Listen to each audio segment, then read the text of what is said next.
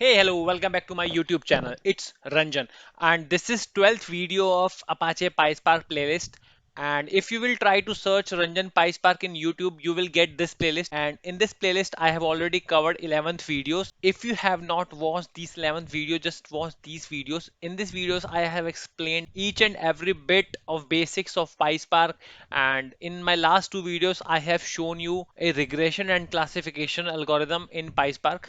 So in this video, I will show you how we will apply pre-processing on the SQL data frame, because we all know pre-processing is a must or a requisite to apply any algorithm in machine learning. So what all the things include in pre-processing? If you don't know about the data pre-processing in machine learning, just watch this video. In this video, I have explained complete life cycle of machine learning in this video. So in data pre-processing, I will show you first we will convert the data from string into float, because by default each and everything in data frame is string, so we will convert into float. Then we will check whether do we have any missing values or not, and then we will treat those missing values, and after we will see the statistics like mean, median, mode and standard deviation. What are the things of the statistics that we can get from the data frame.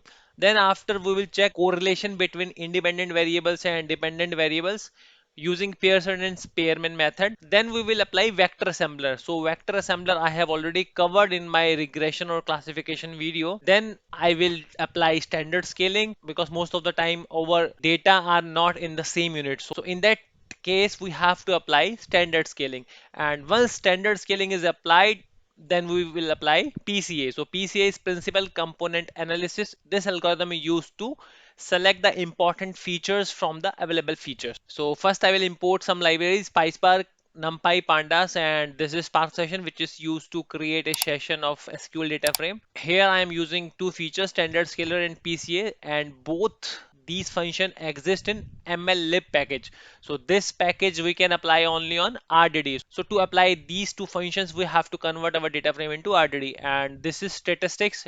It can also be applied only on the RDD. So we have to convert our data frame into RDD to apply this function.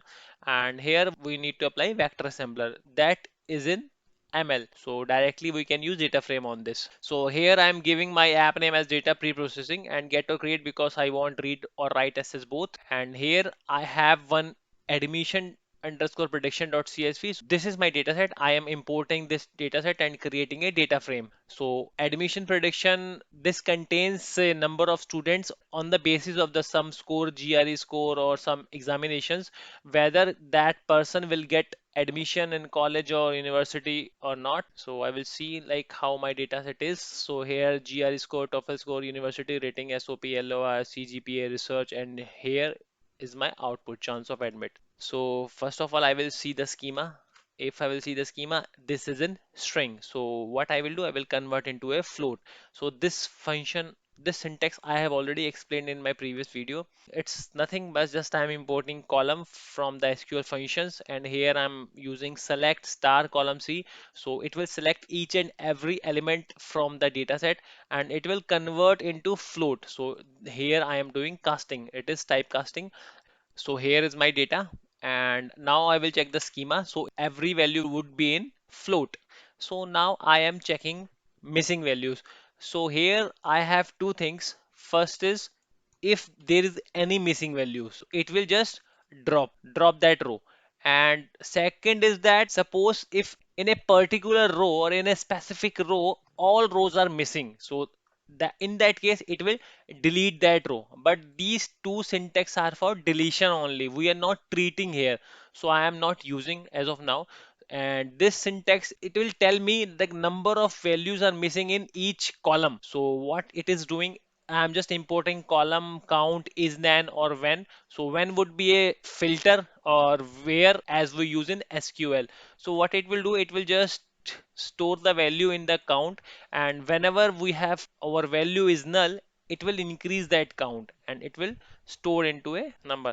So it will show me, so in each column it is showing me that these many values are missing. So here I am treating my missing values. What I have to do, I have to create a model which would be my imputer, which is importing from ml.feature, and Here I am specifying my input columns on which I have to apply imputation. So only these three columns on which I have to apply imputation.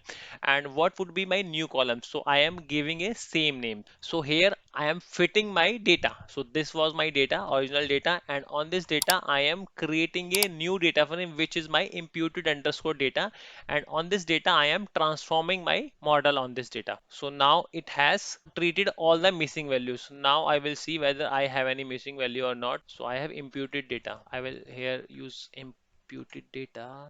If you will see, now I don't have any missing values, so I have treated missing values.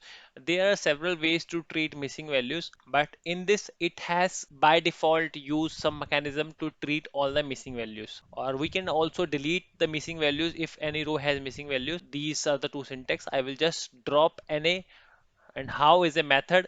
If any row contains any missing values, it will delete that row. In this, all values should be missing, all values should be not available, then it will delete the specific row. So it has been converted into RDD, but if you will see in this, it has some information which is row bracket start in bracket, and what I need to do, I need to remove this. This is not required, and if I will apply statistics on this, it will give me a error.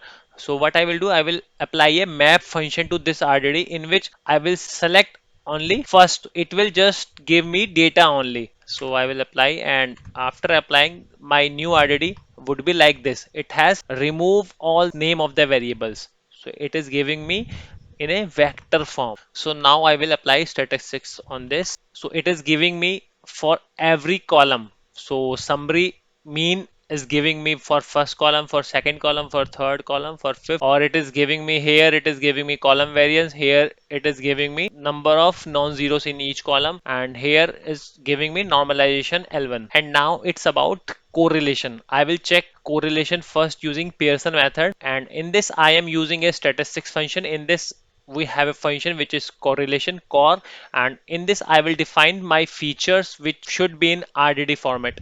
And here I am defining method Pearson. I can define Spearman as well. And in this I am creating my new data frame which would be correlation data frame, and in this I am using a pandas dot data frame and correlation matrix. So this was my correlation matrix which I have created in here, and in this I will convert this correlation matrix into a pandas data frame so that I can see my correlation in a good representation. So I will see how it looks like. So it is giving me correlation between GRE score, it would be 1. If you will see diagonal, it would be 1. And here it is giving me correlation with each and every column name. So now it's about applying vector assembler. So vector assembler, what it will do, it will just create a vector of each row in a list type structure. I will show you. So first of all, this is my data which I have created after applying imputation. So this is in data frame. So here I am dropping my target variable which is chance of admit, because whenever I am creating a vector or applying vector assembler, I don't need the target variable because I have to create a input features. So I should include only independent variables. And in this, I am using vector assembler. In this input columns, I'm defining features dot column because this is my feature, and all columns would be except chance of admit. And output column would be features, because in case of output column in vector assembler, it would be a single column. So I'm defining features. It will be like a model. On this model, I am transforming on my imputed data. So it will be like this. If I want to see complete data, I can. So it will be like this. It has created variables 1, 2, 3, 4, 5, 6, 7. So it has created a 7 independent variables. We had 7 independent variables. It has combined all 7 variables in a single list. So it is a vector like structure. These would be my input feature and this would be my output. Now it's about standard scaling. This would be my label, which is my output, or we can say target. So in this, it will store all the information which is in the chance of admit column. If I will see label, it would be a data frame. To show the content, I will use show. So it has created a one dimension array. So this is my output, and this would be my input, because here I am dropping chance of admit, which is my output variable, and I am converting into RDD and using this thing because I don't want all string data, all names of the variables. I just want information only. So it would be like this. So for to apply standard scaling, I have to convert data frame into RDD. So I am using standard scaler, and on the standard scaler I am using fit. I am fitting my model on the features RDD, which is my RDD input variables, and then I will apply transform on the features RDD, which is my RDD. So this is my scale data. If you will see, the all values converted into random data because it has applied standard scaling. So once we have standard scaling is applied, then we can apply PCA, which is principal component analysis. In PCA, it finds the linear combinations of the two or more variables and it will create another variable. So it is not like that it will select some specific features. No, you won't be able to see which features it has selected. It will give you a linear combination. Suppose you have one variable and you have second variable. So suppose this is a x1 and this is a x2. These are my two independent variables. So what it will do, it will just plot all the variables in between and it will calculate the linear combination of these two variables and it will create a PCA1. So it would be my first column. So it is not nothing like whether it has selected x1 or x2. It will just calculate the linear combination of the two variables and it will create another column or another variable which we will use in our machine learning algorithm. So here I am using a k equal to 3. So I am asking this algorithm to select only three features or to create only three features. I can create any value which should be less than number of the independent variables. So here I am using PCA and I'm fitting PCA on scaled features, which I have created here, scaled features. So I will apply transform, same model. So it is transforming and fitting, it has fit. Now I can see the result. So if you will see, it has created only three variables. So these are PCA. You won't be able to see which one is this variable. So it has created a linear combination of all the independent variables and created a three variables. If I will see the type of the result, it would be RDD. So now what I will do, I am converting back into data frame. That is my SQL data frame. So it has converted into SQL data frame and it would be like this. This is my independent features. So I can use these PCA components in my machine learning algorithm. So I have shown you some important things which we can apply in data pre-processing.